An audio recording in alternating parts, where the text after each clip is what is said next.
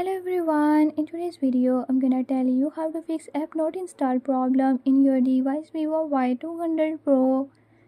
In this video I'm going to show you how to fix this issue. But before we get started, don't forget to hit the subscribe button and ring the notification bell. Make sure to watch complete video and learn I can do it. Let's watch the video.